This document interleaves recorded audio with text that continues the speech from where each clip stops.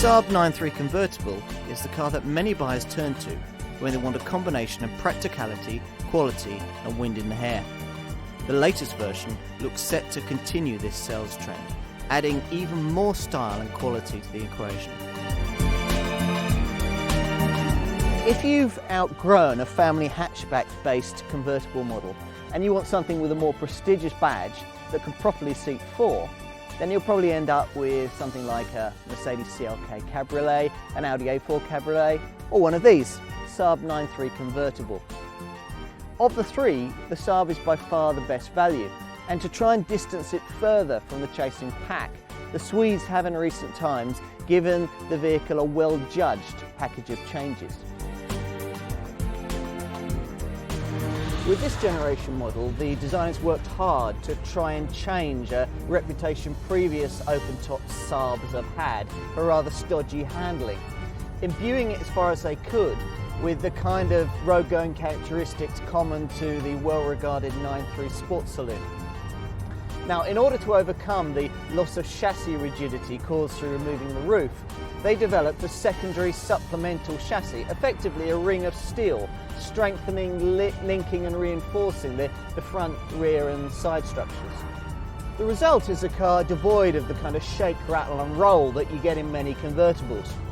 Of course, not that many people care about chassis stiffness, but what you get here is a car that rides more smoothly, that works the suspension properly and permits the designers to work to much finer tolerances in construction of components like the electric folding hood. Saab has developed a system they refer to as re-axis, which passively steers the rear wheels in order to cut out the kind of turgid understeer that many powerful front-driven cars suffer from. You know, that kind of feeling that you get when you turn into a corner and initially not a lot happens. Other novelties include dyno cage, that's Saab speak for a couple of spring-loaded rear rollover hoops that are recessed behind the rear head restraints, and they automatically deploy if the car feels like it's in danger of toppling over. Now, the Saab's hood may not be of the trendy metal hardtop folding variety, but for a ragtop it's very impressive. Requiring no arcane latching, fingernail breaking procedures to operate, it retracts in just 20 seconds, making it possible to retract the thing at a traffic light stop without the embarrassment of being caught at half mast when the lights turn green. Now, the hood operation is really very slick indeed. You've got this aluminium tonneau cover behind the rear head restraints here that, instead of just flipping up, actually goes up and then backwards, making for a quick operation and a much tighter seal than you'd get with a traditional hinged cover. Now, the hood can be operated at speed up to about 20 miles an hour. The most recent facelift, based on the Aero X concept vehicle, has given the car a cleaner look. There's a classier finish to the front grille and these LED light strips that sit above the headlamp pods, while at the rear light clusters are shrouded in smoked glass. Inside, there's a more muted feel with less silver plastic.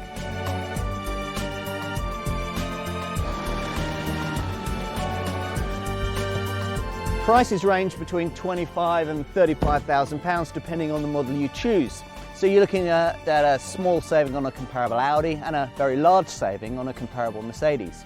Now, there's a wide range of engines available in the 9.3 convertible lineup, but most customers will probably end up opting for one of the three 2-litre turbocharged petrol units, which develop either 150, 175 or 210 brake horsepower and a badged 1.8T, 2-litre small T or 2-litre large T.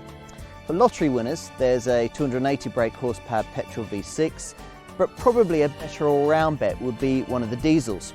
Now, I'm driving a 150 brake horsepower TID unit here, but there's also a newer 180 brake horsepower TTID diesel if you want parsimony with performance. Another option is one of Saab's two bio-power engines, which are either 1.8 or 2 litres in capacity and can run on E85 bioethanol fuel.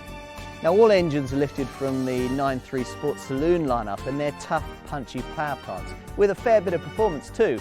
The 2-litre T with 210 brake horsepower manages 0 to 60 in 7.7 seconds on the way to 143 miles an hour flat out. Decently equipped too, front and side airbags, central locking, a remote alarm with immobiliser, alloy wheels, all a standard fare across the range. Combined fuel consumption figures for all three 4-cylinder 9.3 petrol derivatives are virtually indistinguishable at 32.2, 32.1 and 31 miles to the gallon respectively. As you'd expect, the diesel figures are quite a lot better. The 150 brake horsepower 1.9 TID that I'm driving here, returning about 44.8 miles to the gallon on that combined cycle. Now, insurance groups, well, they're between 15 and 18, and CO2 emissions lie anywhere between 154 grams per kilometre if you opt for the diesel, and 266 grams per kilometre if you go for the top of the range 2.8 V6 petrol. The 9.3 convertible has always looked a winner in the image-conscious premium drop-top market. The latest styling changes and revisions to the engine range should mean that it remains near the top of the pile.